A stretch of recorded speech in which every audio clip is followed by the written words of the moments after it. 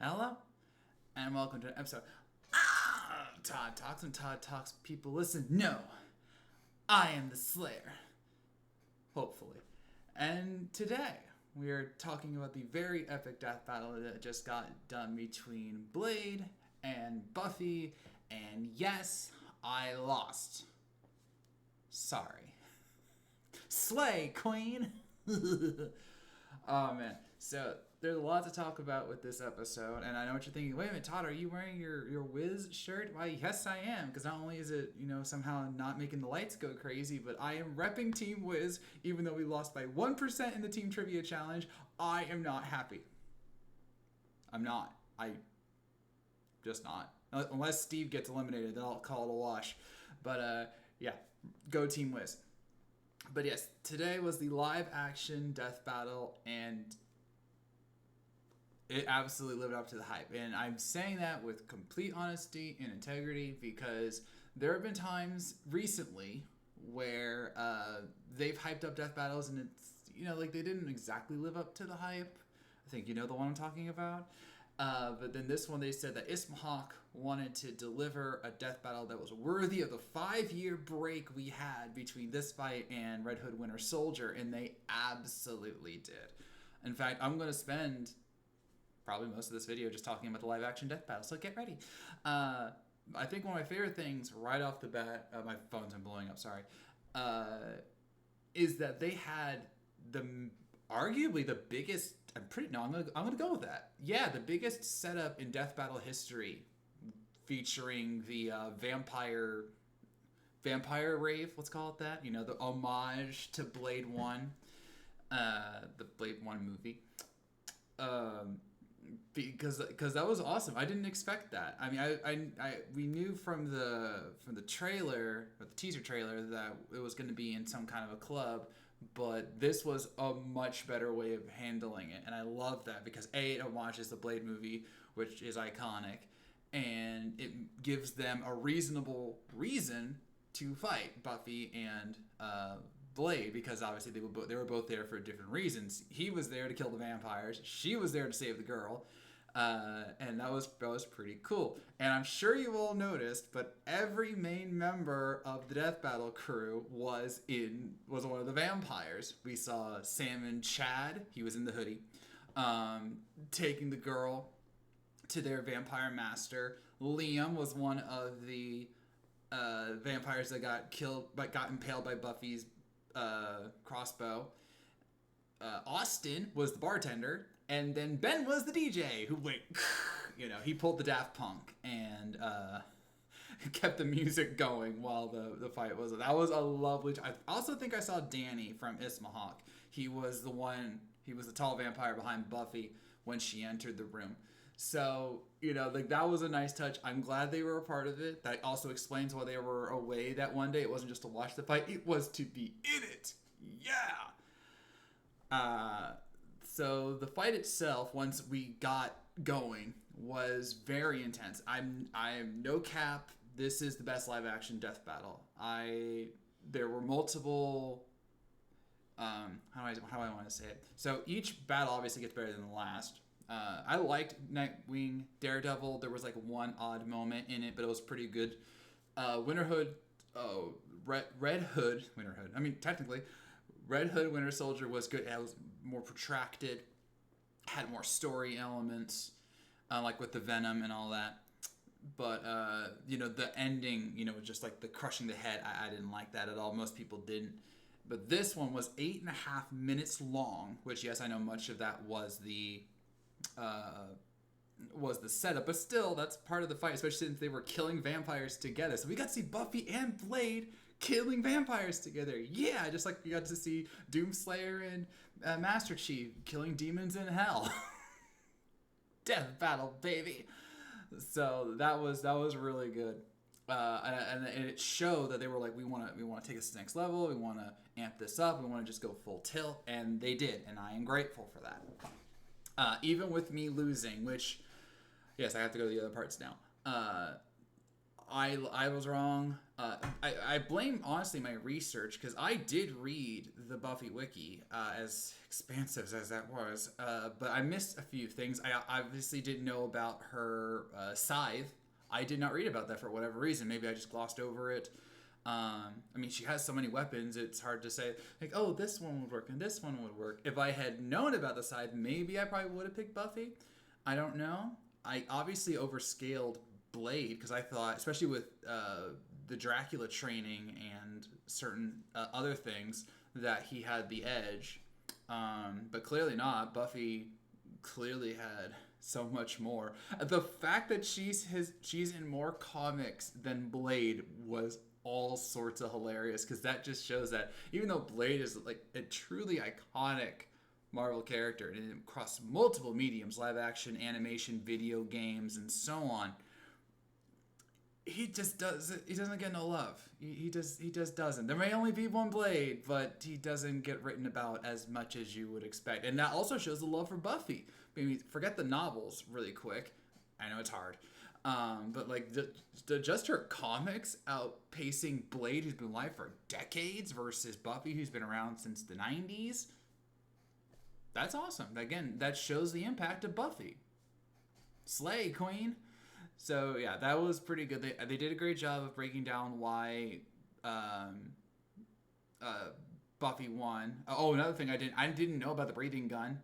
There was not in the wiki I read, and even like the weapons section, I thought they were going to give him the Lightbringer sword because of the one Eldritch god he fought, but I guess not. So even then, obviously, I don't think that would have made a difference, because one was godly, one was multiversal. You do the math. So that was I gotta do better research, and I'm only doing it like an hour. I really am. That's the whole fun of this, is that I try to see if my research is enough within an hour or two to match, and sometimes it's not. So I do want to note some down points here, and this is actually a criticism that I've had for Death Battle for a while. So this is not this particular matchup solely. Death Battle has a bad habit of foreshadowing who's going to win in specific fights. And no, I'm not talking about who transforms first, who does the clash first, who does this first, that first, whatever. No. When you look at the teaser trailers for certain matchups, and I can point to very specific ones, you can see who's going to win and who's going to lose based on who gets more camera time and who is shown doing more stuff. For example, in the teaser trailer for here, Buffy Blade, Blade in that teaser had more attacks, disarmed Buffy multiple times, and they showed the breathing gun, which obviously was a teaser. Oh, this is the breathing gun, but it's not going to do jack. And even in the actual Ismahawk fight, Blade was getting many more licks in than Buffy was. Buffy got plenty of shots in, and obviously got the killing blow, but they were teasing really early that Blade was not going to be enough. That just irks me, because I'm like, you could cut a trailer 1,000 different ways and make it seem more balanced. And if you're looking for other examples of this, look back at Hulk versus Broly. They did the same thing there. And if you really want to go back, go to Dante Bayonetta, which is actually very apropos because of what we'll talk about in a sec. They did the same thing. Bayonetta had many more attacks, including the final blow where she summons the demon and Dante's going, So it's not with everyone. And my camera just went fuzzy. I'm so sorry. We'll deal with it. Whatever. It'll adjust eventually. Like, we're like, what, 5 minutes in? 9 minutes in. So, there you go. So there are times that they do this. There are other ones that they don't do it as much. But, they need to do better at that. Now, as for the live action fight itself, there were two small nitpicks that I have to make. One, I'm curious if you agree on, so please let me know in the comments. The Blade actor was incredible with his martial arts skills and bladery. It's a boomstick rubbing off. I mean, it's bladery, Wiz. I can't do a boomstick voice. his blade skills. Get it? Blade skills. But his voice took me out of it. I'm sorry, and that's not a slight. I'm trying not to slight the dude because like you're born with a voice you're born with. But like, if you're gonna try and be like Wesley Snipes, because there's gonna only one blade, go deeper. Go deeper with the voice. Like the moment he said "not anymore," I'm like, oh. And then he did the ice skating uphill one. I'm like, you did well, but it didn't land. I'm sorry. The second thing is that Ismahawk, I don't know why, but they have a thing about doing these long, drawn-out shots, and I'm just like, we know this isn't going to work. Can we just speed this up? In this case, it was like the stabbing one. Like, they took that a long time just to get it in, and then held it for a while before having her pull it out. And I'm like, really? Like, I'd rather just have the fight. They did the same thing with Daredevil Nightwing when they were doing like the arm bar. That went way too long. And then he just popped it back in. I'm just like, so what was the point of that? Oh, so they could do the cool lines afterward. Also, I find it hilarious that Buffy was like amateur hour when she was getting owned for most of that fight. Like, come on, Buffy. I know your confidence, but come on. But overall, this was an incredible death battle. Definitely one of the highlights of the indie era so far. Where do I rank it? Definitely top 5. Easy top 5.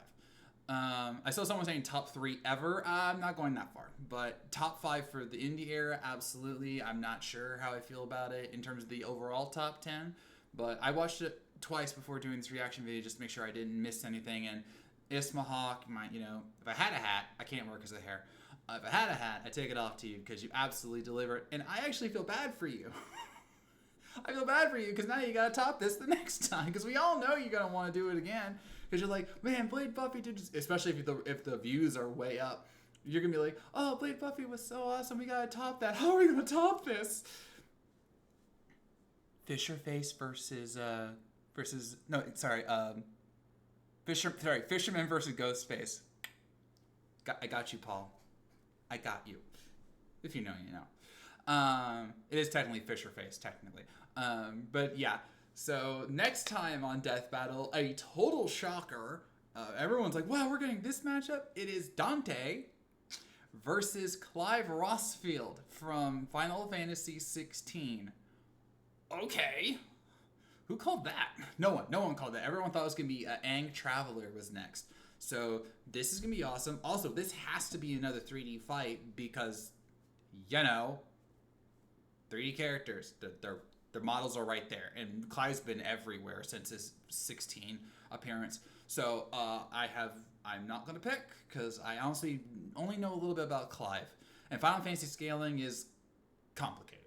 So that's gonna be an interesting one to see in a few weeks' time. So with that, I'm in this episode of Todd Talk. What did you think of Blade versus Buffy?